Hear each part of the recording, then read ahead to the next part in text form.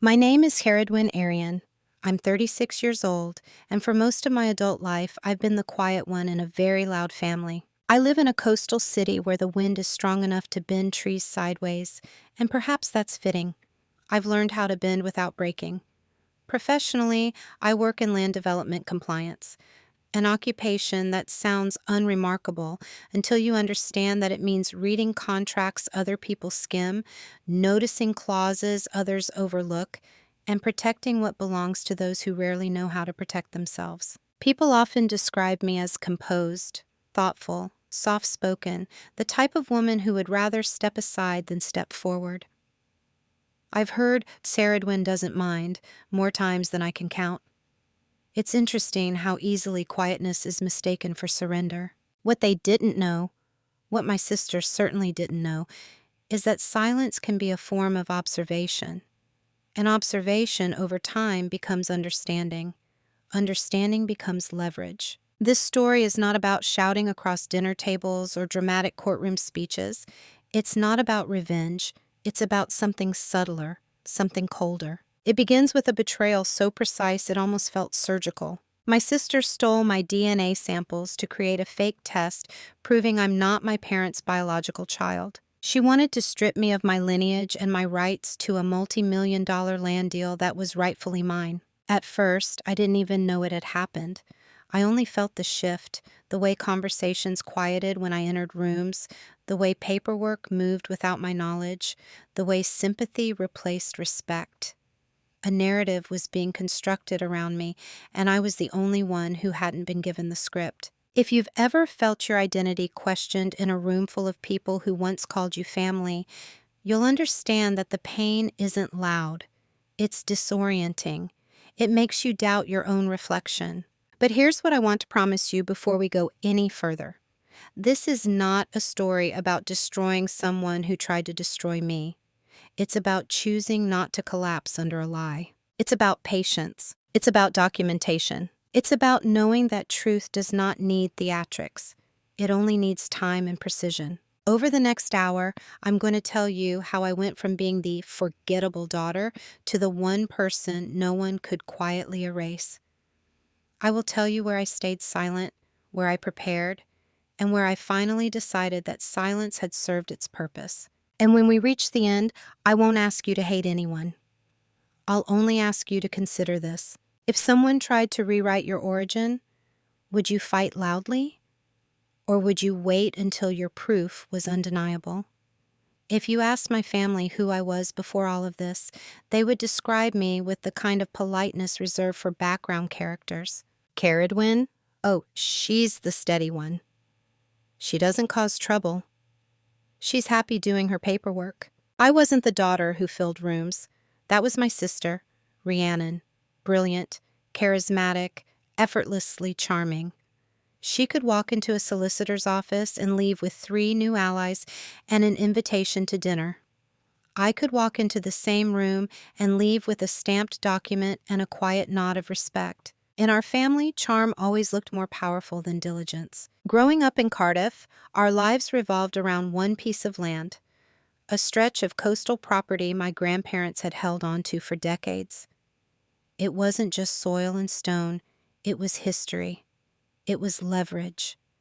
It was, eventually, worth millions when development plans began reshaping the shoreline. Everyone assumed Rhiannon would be the one to handle it one day. She was bold, visionary, confident in a way that made older men underestimate her at first, and then applaud her. I was simply reliable. At family gatherings, I refilled glasses. I organized paperwork when my father misplaced it. I corrected minor errors in draft agreements without mentioning I had done so. I became the quiet infrastructure beneath louder ambitions. No one asked what I wanted. To be fair, I rarely volunteered it. There's a particular invisibility that comes not from neglect, but from usefulness. When you are dependable, people stop looking at you closely. They assume you will remain exactly where they left you. That was my role. The stable daughter. The administrative mind. The one who wouldn't mind if decisions were made without her, because I would understand. I always understood. When early discussions began about selling part of the coastal land to a development consortium, my father asked Rhiannon to attend the first meeting. He asked me to review the paperwork afterward, just in case. Just in case. I remember sitting at my dining table that night, reading through preliminary proposals. The numbers were impressive, life-changing even. But buried inside the clauses were small discrepancies, access rights that could compromise long-term ownership, percentage structures that favored the buyer if certain environmental benchmarks weren't met. I highlighted them quietly. The next day, Rhiannon presented her concerns to the consortium. They praised her sharp eye. I smiled. That was the dynamic. She spoke, I fortified. It didn't feel malicious at the time. It felt familiar. But familiarity can become entitlement, and entitlement, if left unchecked, can turn into something much darker. Looking back, I see now that the first mistake wasn't hers. It was mine. I allowed myself to be perceived as peripheral to something that was legally, historically, and morally as much mine as hers. I assumed blood and shared memory were protection enough. I believed that lineage was unquestionable. I had no idea that the very foundation of my identity was about to be challenged, not through confrontation, but through paperwork. And the cruelest part? When whispers first began circulating that I might not be my parents' biological child, some members of the extended family didn't reject it outright. They paused. That pause told me everything about who they thought I was. Not central, not essential, replaceable. And that was the version of me my sister believed she could erase. The first sign wasn't dramatic. There was no accusation. No document was placed in front of me. No trembling confession. It was a question. We were at my parents' house on a Sunday afternoon, the kind of gray Welsh day that makes everything feel slightly suspended. Rhiannon was in the kitchen with our aunt, laughing over something I couldn't hear. I was in the conservatory with my father, reviewing updated drafts from the development consortium. He looked distracted. Not anxious, just unsettled. Caradwyn, he said without meeting my eyes, have you ever thought about doing one of those ancestry kits, just for curiosity? It was such an ordinary question that I almost missed the tone beneath it. I smiled. We already know our ancestry, don't we? He hesitated. That was the first small cut. It lasted less than a second, that hesitation, but I felt it like a paper slice across skin, sharp, almost invisible, but unmistakable. Later that afternoon, Rhiannon joined us. She placed a small rectangular box on the table, one of those sleek commercial DNA testing kits, the kind advertised between podcasts and documentaries. I thought it would be fun, she said lightly. Imagine if we're secretly Scandinavian or something. She was smiling. Everyone laughed. I did too. But there's a difference between shared laughter and shared intention. I could feel that something in the room had shifted slightly out of alignment. The energy wasn't playful, it was anticipatory. You don't have to if you don't want to, Rhiannon added quickly, almost too quickly. It's just for fun, just for fun. I looked at the box, at the neat instructions, at the sterile little tube meant to hold saliva, identity reduced to chemistry. In my profession, I'm trained to ask one question above all others. Who benefits? It wasn't paranoia, it was instinct. Why now? Why this timing? Just as negotiations over the land were approaching finalization, just as discussions about formal ownership percentages were becoming less theoretical and more contractual? But there was nothing overtly wrong. Nothing I could point to without sounding suspicious or ungracious. So I did what I had always done. I complied. I submitted my sample. So did Rhiannon. So did my parents eventually, though my mother joked about not needing science to confirm what she already knew. We sealed the packages together. It felt harmless. 2 weeks later, I noticed something else. Emails about the land deal that previously included me directly were now being forwarded to me secondhand. Sometimes by my father, sometimes not at all.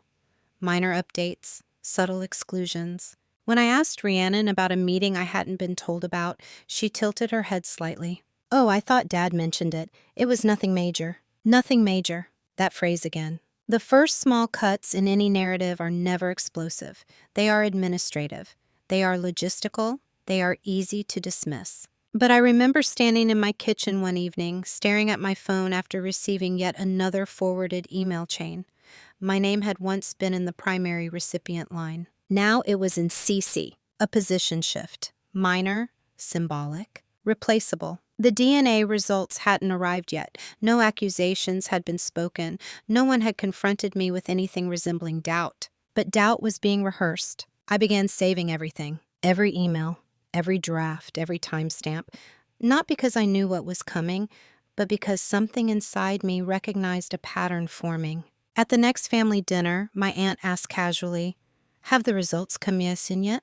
Her tone was curious, but her eyes flickered toward Rhiannon before settling on me. That flicker was the second cut. Still, I said nothing, because at that point, I wasn't certain whether I was witnessing a coincidence or choreography. And when you're the quiet one in the family, raising suspicion too early can make you look unstable. So I watched, I listened, and I waited for proof. When something feels wrong but is not yet provable, the easiest response is self-correction. I told myself I was being sensitive. Families go through phases. Business negotiations create tension. DNA kits are modern curiosities, not conspiracies.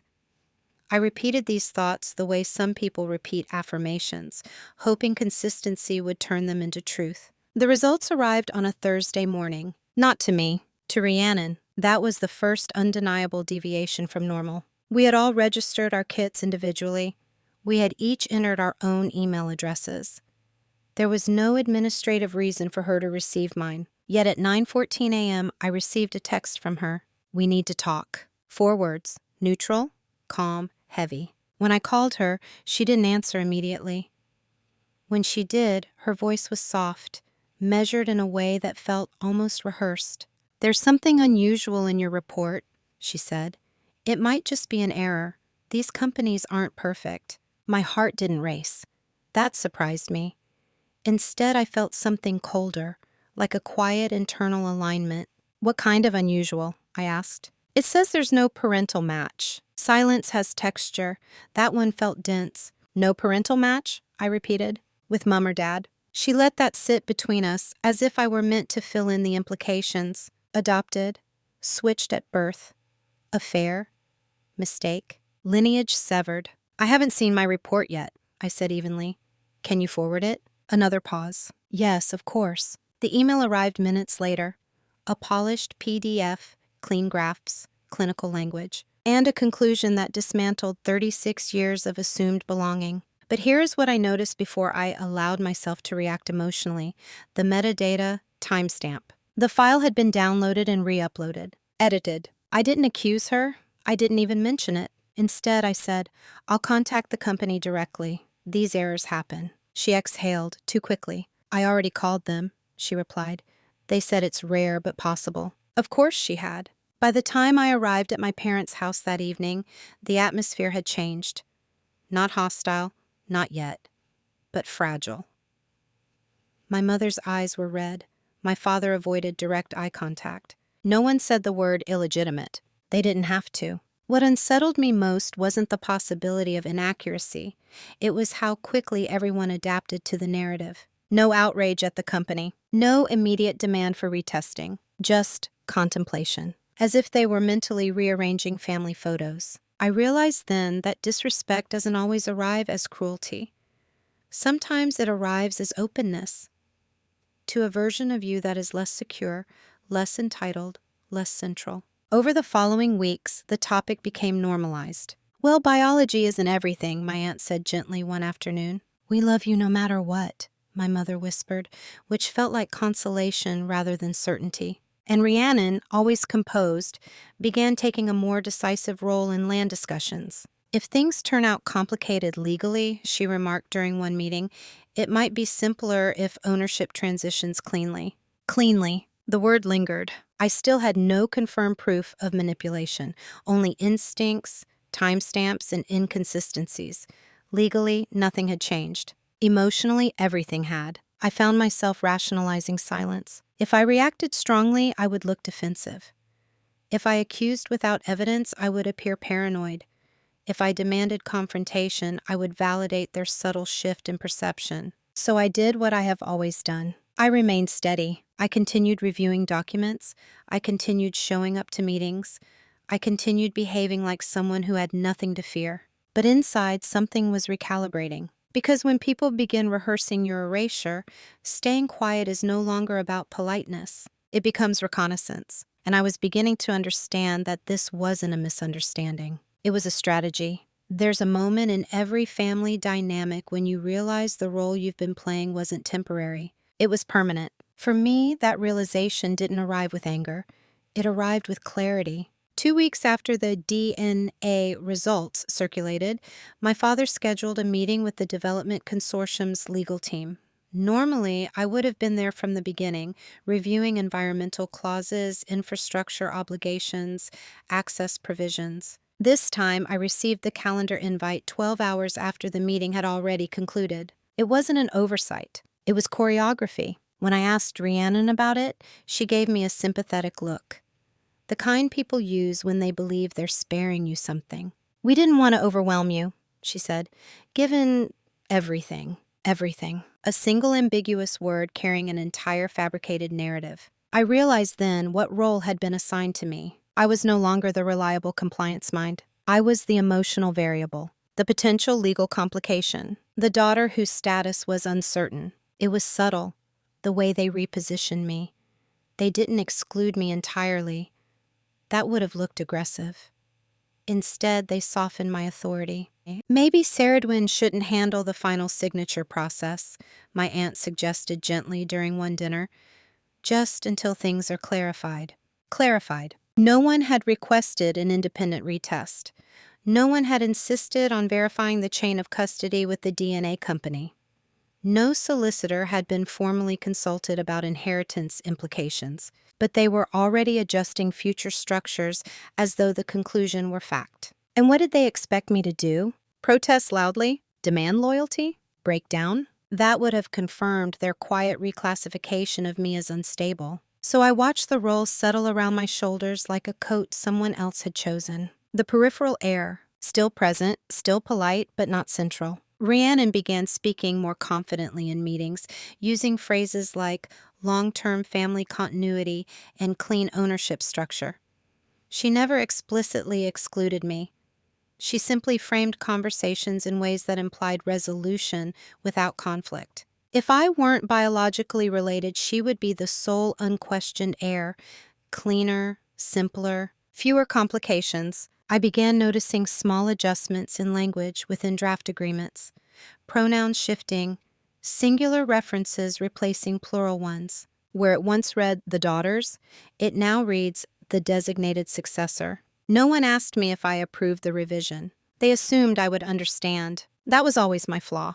I understood too much. Late one evening, I opened the leather folio I carry everywhere, the one containing certified copies of the original land deeds passed down from my grandparents. My name was listed clearly in the amended trust documents drafted years earlier. Not conditionally, not provisionally, explicitly. I ran my fingers over the embossed seal and felt something unexpected. Not fear, not sadness, resolve. Because roles are powerful only when you accept them unconsciously. The moment you see them for what they are, assignments, not truths, they lose their control. They expected me to be quiet out of hurt. Instead, I became quiet out of strategy. I stopped correcting minor errors in meetings. I stopped volunteering supplementary legal insight unless directly asked. I allowed Rhiannon to occupy the spotlight fully, and in doing so, I began to see something she hadn't accounted for. Confidence built on an assumption can become careless. The more she believed I was destabilized, the more openly she maneuvered. And maneuvering leaves trails. By the end of that month, I no longer questioned whether this was deliberate. The DNA test was not a curiosity. It was leverage, and I had just been assigned the role of obstacle. But obstacles, when still, are underestimated. And I was very, very still. The shift didn't happen in a courtroom. It didn't happen during a family argument. It happened on a Tuesday morning in my car, parked facing the sea. Cardiff Bay was unusually quiet that day. The tide was low, exposing long stretches of wet sand that looked almost metallic under the pale winter light. I had just left a meeting, one I attended not as a daughter, but as a consultant for an entirely separate client.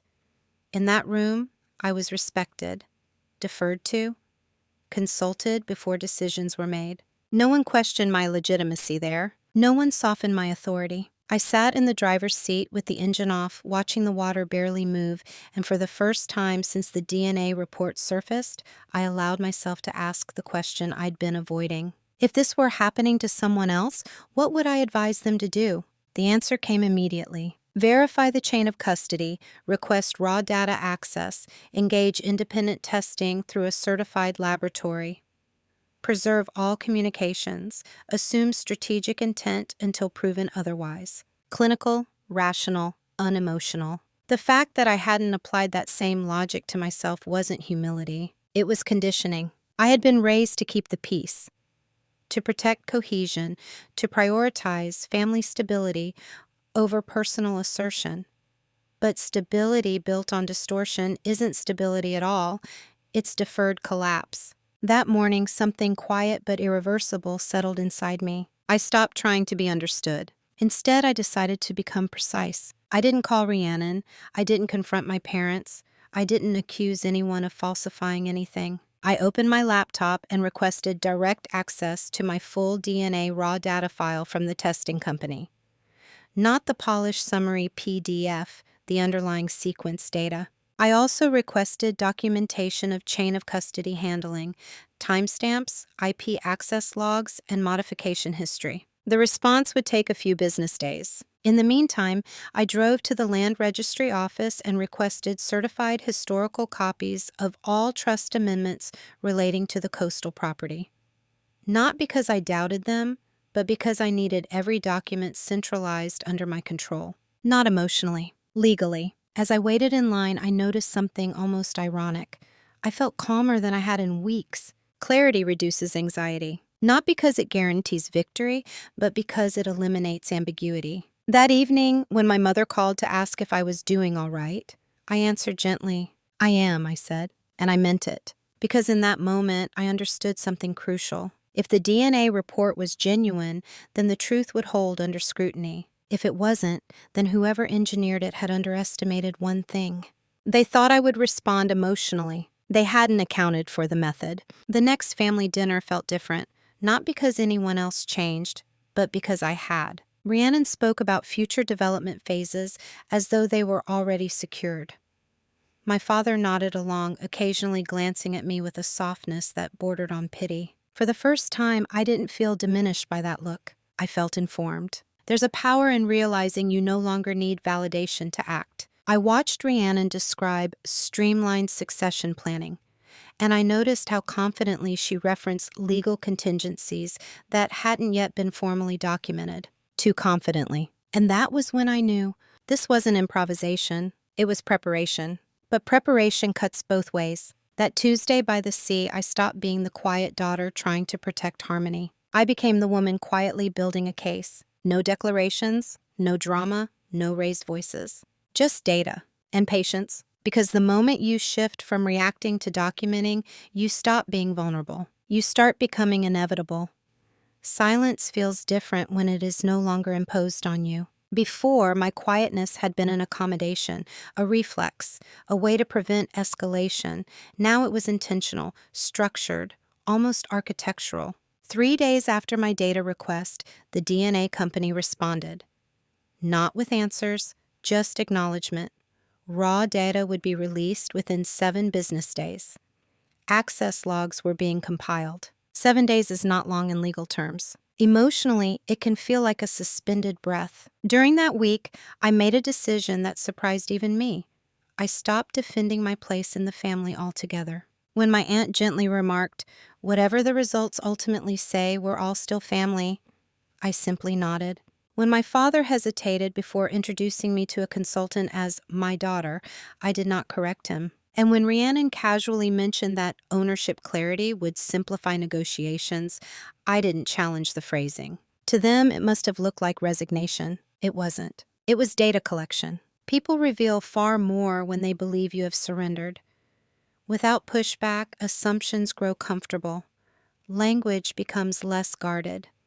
Strategy becomes visible. I began noticing how often Rhiannon referenced hypothetical legal complications tied specifically to biological legitimacy, not adoption law, do not trust documentation, biology. It was oddly narrow, as though the entire maneuver hinged on a single fragile premise. Meanwhile, I scheduled a private appointment with an independent accredited laboratory in Bristol.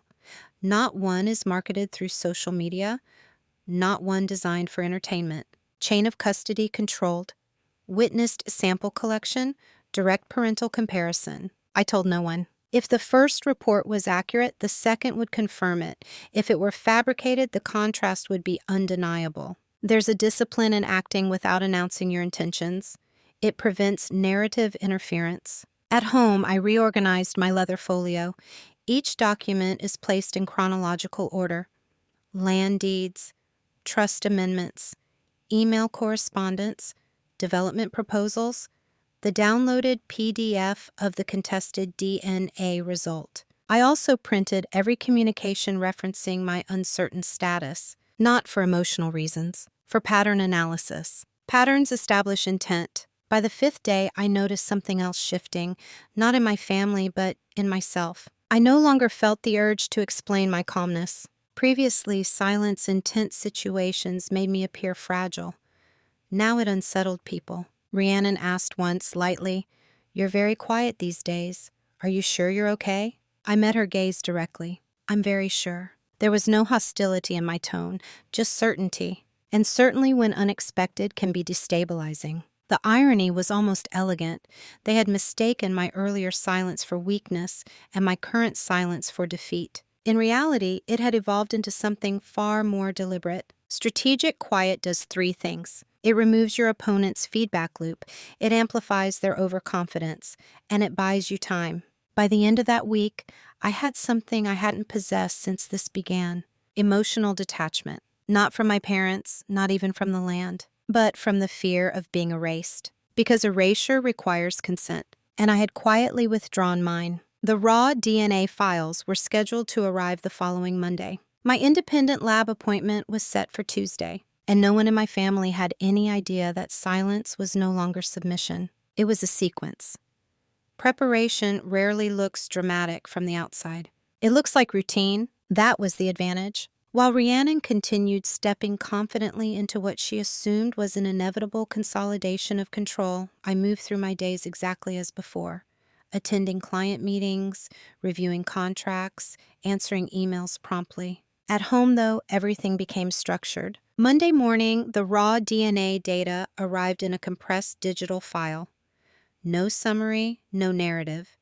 Just strings of genetic markers and comparison indices. To most people, it would have been unreadable. To me, it was leverage waiting to be interpreted correctly. I forwarded the file, not to Rhiannon, not to my parents, but to a certified genetic analyst I had worked with previously on a land dispute involving disputed lineage claims, an impartial professional bound by confidentiality. Full comparative verification, I wrote in my email. Parental match confirmation. Chain of custody review if available. No emotion, just instruction. On Tuesday, I drove to Bristol for the independent lab appointment. The facility was clinical, precise. A technician verified my identification, documented the sample collection under observation, sealed it with tamper-evident markers, and provided me with official chain of custody documentation. No one else touched the sample. No one else mediated the results. It was in every sense clean. While waiting for those results, I did something Rhiannon never imagined I would do.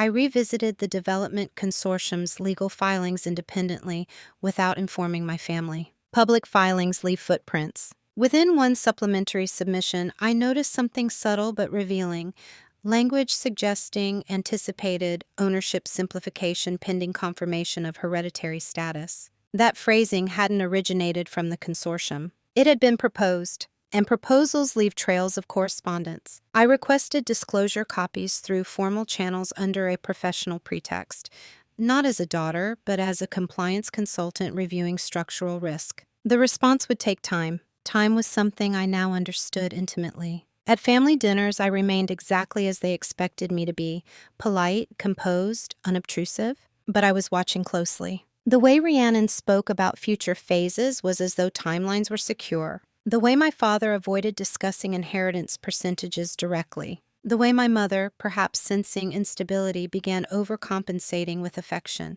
They thought my quietness was grief. They didn't see the recalibration. 3 days later, the genetic analyst responded. Subject line, preliminary observations. I opened the document slowly. There it was, clear as daylight. Full parental match markers present. The raw data confirmed a biological linkage to both my mother and father. But there was something else. Embedded within the access log documentation was a discrepancy. My results had been accessed from a secondary IP address prior to the summary PDF being generated. That IP did not belong to me. It traced back to Cardiff, more specifically to a residential broadband provider located within 3 streets of my sister's address. I didn't react immediately. I didn't confront anyone. I printed the report and placed it carefully into my leather folio. Then I waited for the independent lab results. Because one confirmation is strong, 2 confirmations are unassailable. During that waiting period, I reviewed financial projections tied to the land deal. If ownership shifted solely to Rhiannon, projected personal gain increased significantly under the proposed structure. Not modestly, exponentially. Intent was no longer hypothetical. It was measurable. And still, I said nothing. The independent lab results arrived the following Friday. Clear biological match. Authenticated. Chain of custody verified. No anomalies. I closed my laptop and sat in silence, not out of shock, but out of recognition. The accusation wasn't an accident. The report had been altered. Deliberately. My sister hadn't merely entertained doubt. She had engineered it. And she had done so believing I would respond emotionally, fracture, or withdraw. Instead, I now possessed verified biological proof, IP trace discrepancies, documented proposal language anticipating my removal, and a timeline. What they never noticed was that invisibility had trained me for this exact moment. When you grow up underestimated, you learn to observe before you act. You learn patience before confrontation. You learn that power isn't loud, it's prepared. I wasn't angry. Anger would have been easier. I was precise. And precision doesn't rush. The moment you confirm a betrayal is real is strangely quiet. There is no cinematic swell of music, no dramatic realization, just the soft hum of a laptop closing and the awareness that something fundamental has shifted. I sat at my dining table with 3 documents laid out in front of me. The altered summary PDF was forwarded by Rhiannon. The raw data analysis confirming full biological parental match. The independent laboratory certification with sealed chain of custody verification. Side by side, the truth was clinical. There was no ambiguity left. My sister hadn't misunderstood the results. She had intercepted them, accessed the data before final report generation, manipulated the summary, reframed the narrative, and distributed it. All before I ever saw the original file. I expected to feel rage. Instead, I felt something colder. Clarity removes emotional chaos. Once you know the architecture of a lie, it loses its psychological grip. But clarity also forces a choice. I could confront her immediately, present the evidence, demand explanation, fracture the family publicly. Or I could ask a more important question. What was her endgame? The altered report alone wasn't the objective. It was leveraged towards something larger. I reopened the consortium proposal drafts and reviewed the clauses again, this time through a different lens. Not as a consultant protecting shared family interest, but as a strategist mapping intent. If I were legally repositioned as non-biological, inheritance rights under the existing trust could be contested. Even if eventually overturned, the delay alone could trigger restructuring options. Temporary authority transfers, emergency ownership clarifications, provisional signatory adjustments. In other words, destabilize my status long enough to consolidate control. Not permanently, just long enough. That was the sophistication of it. She didn't need the lie to survive forever. She needed it to survive through the finalization window of the land deal. And she believed I would either collapse under the accusation or fight emotionally, creating enough family instability to justify procedural shifts. What she never anticipated was restraint. That evening, my mother called again. "I've been thinking," she said softly. "Maybe we should sit down and discuss possibilities. Possibilities. I could hear the carefulness in her tone, the way uncertainty had already begun to reshape her posture toward me, not rejection, but conditional closeness. I agree, I replied calmly. We should discuss everything, soon. But not yet, because there was one more layer I needed. I scheduled a private consultation with a solicitor specializing in inheritance disputes and document fraud, not to file charges, not to escalate, but to understand exposure. Hypothetically, I presented the situation. Altered genetic report. Attempted inheritance repositioning, preemptive legal language shifts. The solicitor listened quietly, then asked, "Has she acted formally on the falsified report?" "Not yet," I said. "Then your advantage is timing." Timing. It echoed something I already understood. If I revealed the evidence too early, she would retreat, deny, reposition. The narrative would become chaotic, diluted by emotion. If I waited until action was imminent, until paperwork required signatures or formal declarations, then exposure would be irreversible, not explosive, irreversible. I returned home that night and placed all documentation into my leather folio, sliding it into the lower drawer of my desk. I didn't celebrate. There was nothing to celebrate. This wasn't about winning. It was about reclaiming stability. The next morning, Rhiannon texted me casually. "We're close to finalizing some important details. Let's keep things smooth, okay?" Smooth. I stared at the message for a long moment. Then I replied, "Of course." Because smoothness is easiest to maintain when only one person believes they're in control. Privately, I now held verified biological proof, digital access discrepancies, and documented strategic language anticipating my removal. Publicly, I remained the quiet sister navigating uncertainty. Leverage doesn't announce itself. It waits. And I had just reached the point where waiting was no longer passive. It was power. There's a particular kind of crossroads that doesn't look like one. No flashing signs, no dramatic ultimatum. Just a quiet awareness that whatever you choose next will permanently alter the landscape of your relationships. By the time the development consortium scheduled the final structure alignment meeting, I knew that moment had arrived. The agenda was simple on the surface: confirm ownership percentages, establish signatory authority, and finalize the timeline for land transfer and phased payment. Routine, except one line item stood out: clarification of hereditary status for administrative simplicity. Administrative simplicity. The phrasing was elegant, harmless to anyone skimming. But to me, it was confirmation that Rhiannon intended to formalize the narrative before I could challenge it. That was her irreversible move, which meant I needed mine. I spent the night before the meeting sitting alone at my dining table, the leather folio open again, evidence stacked neatly, certified lab results, analyst verification, IP trace summary, copies of draft language referencing my uncertain status. There were 3 paths available to me. First, confront her privately before the meeting, give her a chance to retract, to confess, to correct the narrative quietly. It would preserve family cohesion, it would reduce public embarrassment, but it would also give her time to reframe events, to claim misunderstanding, technical error, emotional distress. The story would blur. Second, withdraw from the deal entirely, step back, protect my peace. Let the land and the conflict become someone else's burden. It would be dignified. It would also validate the strategy designed to remove me. Third, say nothing until the exact moment she attempts to formalize my exclusion, and then present verified, undeniable proof. No shouting, no accusations, just documentation. One path preserved comfort, one preserved image, one preserved truth. I chose the third. Not because I wanted humiliation, but because consequences only hold weight when they are tied to timing. The next morning I dressed carefully. Charcoal coat, cream blouse, minimal jewelry. Professional, composed, not defensive. When I arrived at the meeting room, Rhiannon greeted me with her usual controlled warmth. "I'm glad you're here," she said. "It's important we move forward together." Together. The word hovered between us like something fragile. I took my seat quietly. The consortium's legal advisor began outlining procedural updates.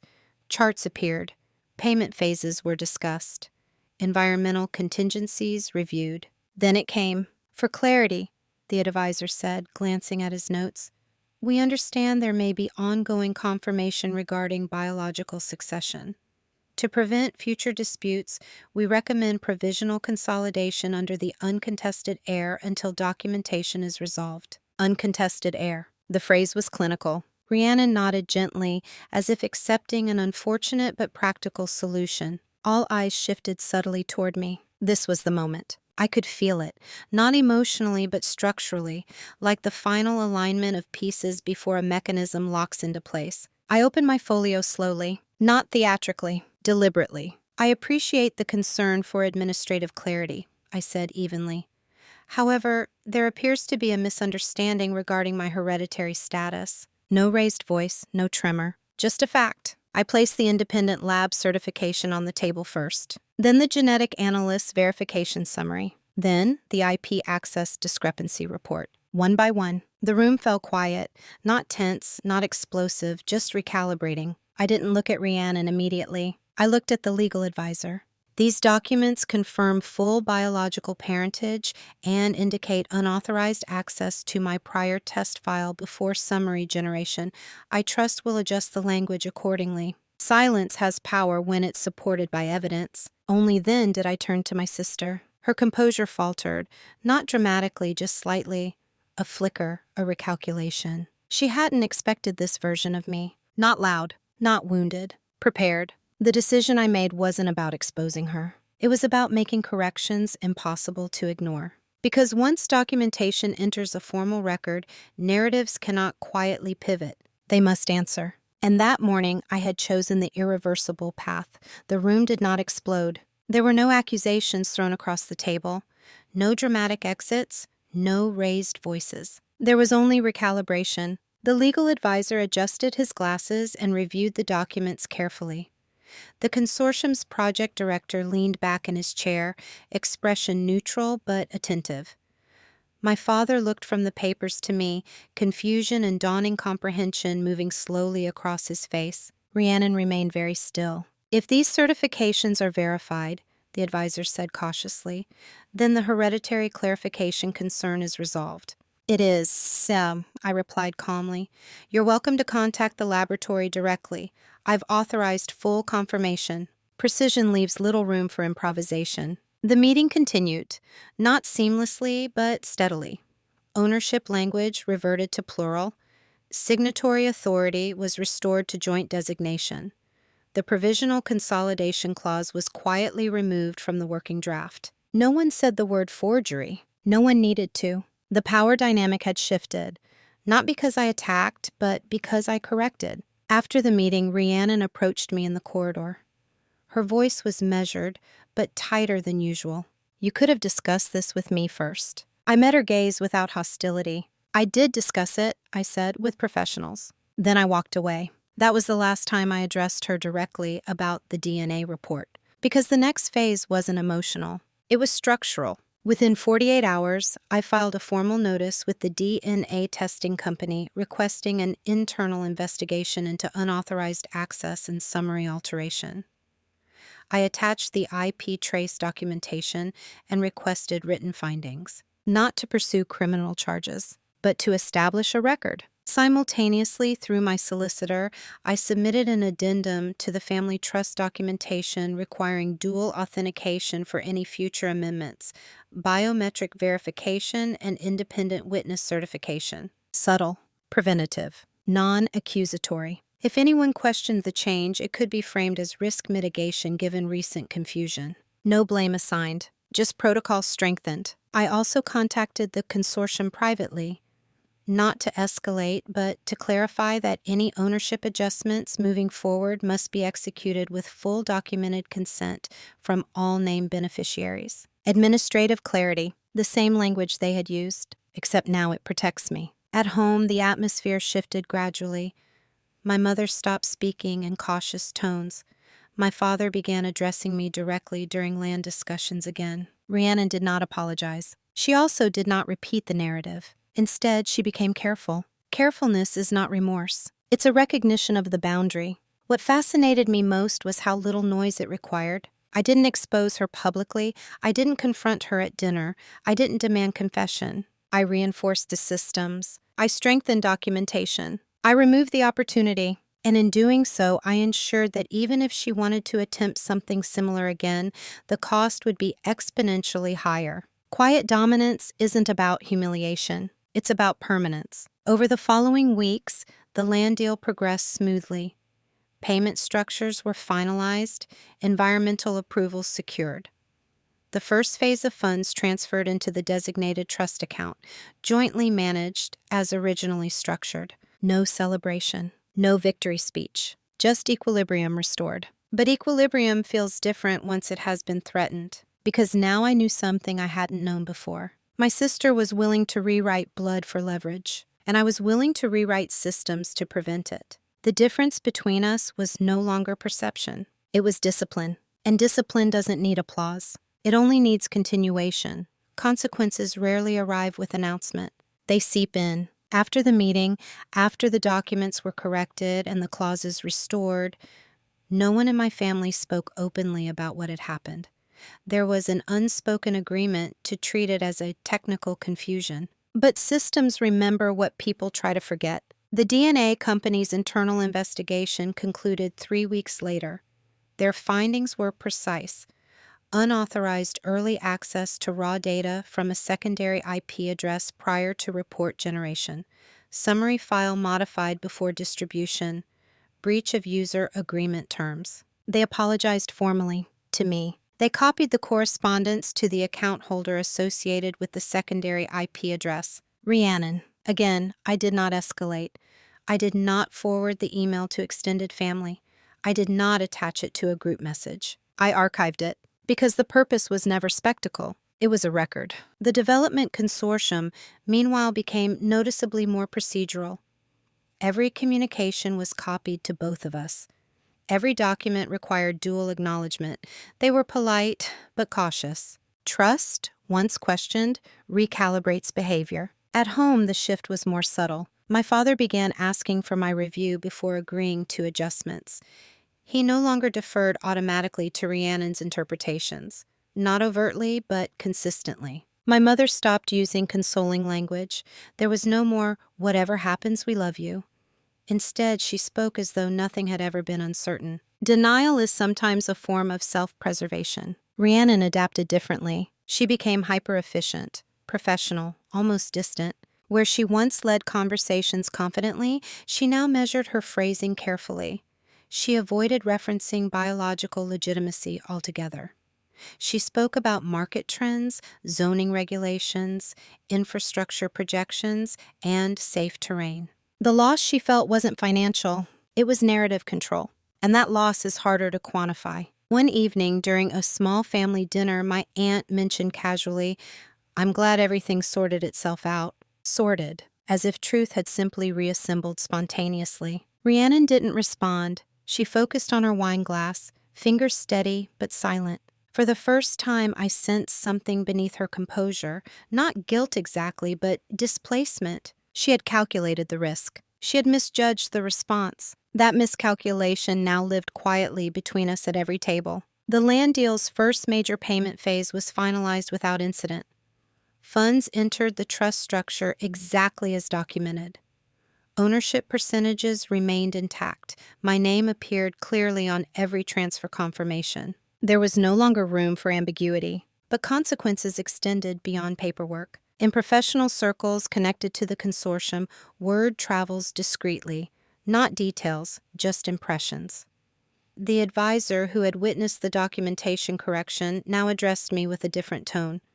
Respect is sharpened by awareness. He knew I had chosen not to humiliate. That restraint carries weight. Rhiannon's influence within that circle subtly diminished, not dramatically, just enough that she no longer led without consultation. The irony was quiet and complete. She had attempted to destabilize me to consolidate authority. Instead, her credibility narrowed. I did not celebrate that.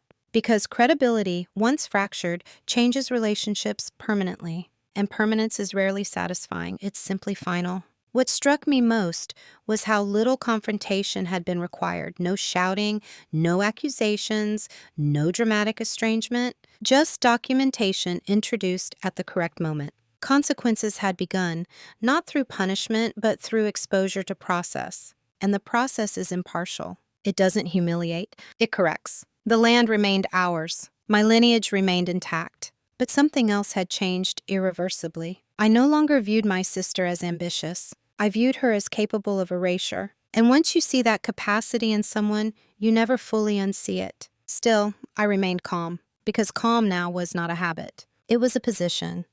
Panic doesn't always look frantic. Sometimes it looks like overcorrection. About a month after the investigation findings were issued, Rhiannon asked to meet me privately. Not at our parents' house, not in a public cafe, at her home. That detail alone told me something had shifted. When I arrived, she was composed, immaculately dressed as always. But there was a tightness in her movements, precision without ease. "I think we should clear the air," she began. Clear air. Language had always been her instrument. I took a seat opposite her and waited. She didn't deny the access logs. She didn't question the independent lab results. Instead, she leaned on ambiguity. "I was trying to protect the deal," she said. "If there were doubts, even temporary ones, the consortium could have pulled back.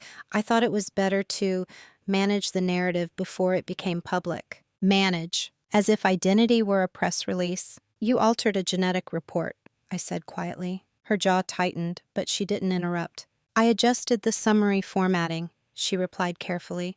"The raw data was confusing. I simplified it." Simplified. I let the silence stretch. She tried another angle. "You've always been detached from the emotional side of things.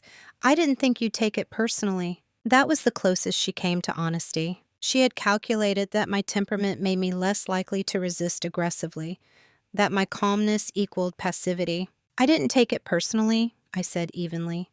"I took it professionally." That landed. For the first time, her composure flickered fully, not dramatically, but undeniably. "You could have handled this privately," she pressed. "You didn't need to bring it into the meeting." "I didn't," I replied. "You did." The difference between accusation and fact is tone. Mine carried no heat, and that absence made correction impossible. She shifted tactics again. "We're still sisters?" It wasn't a question. It was a plea disguised as an assertion. "Yes," I said, "when we are." But something inside that word had changed. Because siblinghood implies mutual recognition, and she had attempted to revoke mine. "You're not going to pursue anything further?" she asked finally. There it was, the real concern. Not reconciliation, exposure. "I've already secured what needed securing," I said. "The rest depends on you." That was the truth. I had fortified the trust structure, formalized authentication safeguards, established documented proof of manipulation, strengthened professional oversight. There was nothing left to escalate, only consequences to live with. She nodded slowly, as though calculating outcomes one last time. "I misjudged," she said quietly. "Not, I'm sorry, just assessment." And in that moment, I understood something irreversible. She believed the error was strategic, not moral. It was too late to fix that. Not because I wanted punishment, but because trust, once measured against evidence of deliberate erasure, doesn't restore itself through language. It restores, if ever, through years of consistent behavior. As I stood to leave, she said almost softly, "You've changed." I paused at the doorway. "No," I answered. "I stopped accommodating. There's a difference." Panic had come, not as shouting, but as realization that control had shifted permanently. And some shifts cannot be undone. Not because of anger, but because clarity doesn't forget. The final confrontation didn't happen in private. It happened at my parents' dining table. Not because I orchestrated it, but because silence, once layered too thickly, eventually demands air. My father called the dinner a reset. My mother set the table more carefully than usual, as if precision and cutlery placement might compensate for emotional imbalance. Rhiannon arrived exactly on time. So did I. We sat in our familiar seats, the same ones we'd occupied for years. Geography hadn't changed, only awareness had. Halfway through the meal, my father cleared his throat. "I think," he began slowly, "it's important we acknowledge what happened, properly." No one looked at me immediately. They looked at Rhiannon. She held her posture steady, chin lifted slightly, controlled. "I made a mistake," she said. "I was trying to protect the deal. I acted prematurely." Prematurely. An interesting choice of words. My mother interjected softly. "But the important thing is that everything is resolved now." Resolved. Again, the instinct to minimize. I set my glass down gently. It's not about the deal, I said. The room quieted, not sharply, but attentively. It's about identity, I continued, and process. If either of those can be adjusted for convenience, then we don't have stability. We have a vulnerability. No accusation, no volume increase, just clarity. Rhiannon met my eyes this time. I said I misjudged, she replied. Yes, I nodded, and you did. Silence settled again, not hostile, just heavy with understanding. My father spoke next. You should have come to us. It was unclear whether he meant her or me. I came to professionals, I said calmly. That ensured accuracy. There was no defensiveness in my tone, just a statement of sequence. My mother reached for my hand instinctively. We never doubted you, she whispered. I held her gaze. You paused. It wasn't a challenge. It was a fact. Her expression shifted. Not guilt, not shame. Recognition. Pauses reveal hierarchy. And for a brief period, I had fallen lower than I should have in their internal calculus. No one argued. There was nothing to argue against. Rhiannon inhaled slowly. I didn't think you'd respond the way you did, she admitted. That's true, I said. That was the closest we came to emotional transparency. No dramatic apology, no tears, just recalibration. I'm not pursuing anything further, I added. The systems are secure.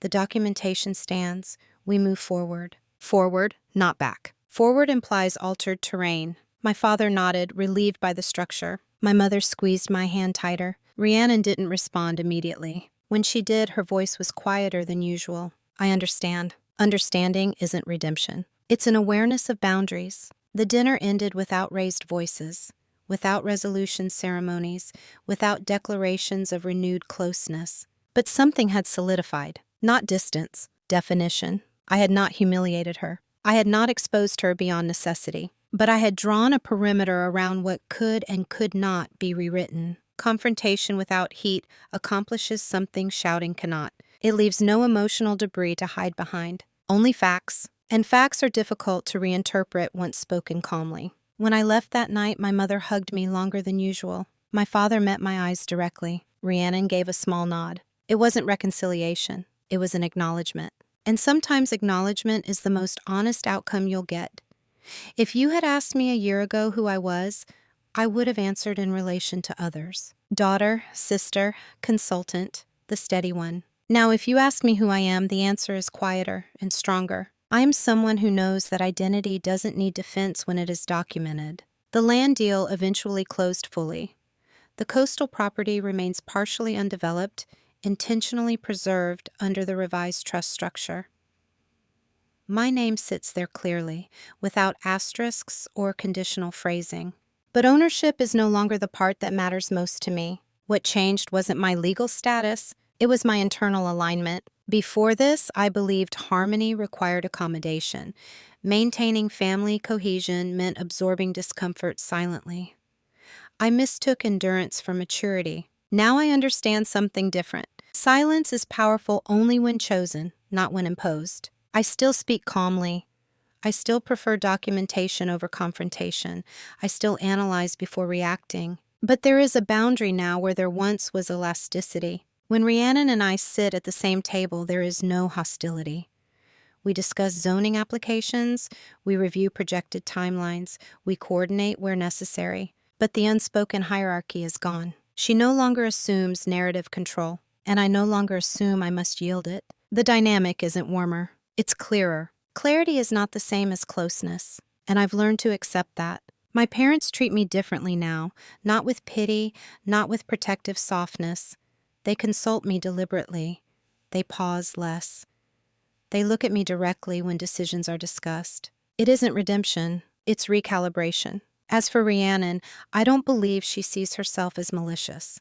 She sees herself as strategic, ambitious, protective of what she believes is hers. The difference now is that she understands I am equally capable of strategy. I don't think she expected that, and perhaps I didn't either. There's something transformative about realizing you can withstand an attempt to erase you and respond without collapsing or retaliating destructively. I didn't destroy her reputation. I didn't sever the family. I fortified the systems, and in doing so, I fortified myself. I still carry the leather folio, though most of the documents inside it have long been digitized and secured elsewhere.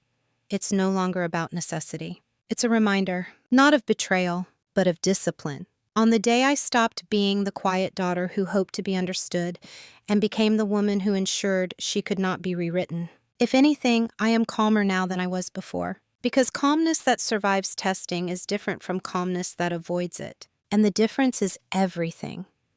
When someone tries to rewrite your origin, the instinct is to react, to shout, to defend, to demand recognition immediately. But here is what I learned. Identity is not restored through noise. It is restored through proof. My sister believed that altering a document could alter reality, at least long enough to shift power. She didn't account for patience. She didn't account for the process.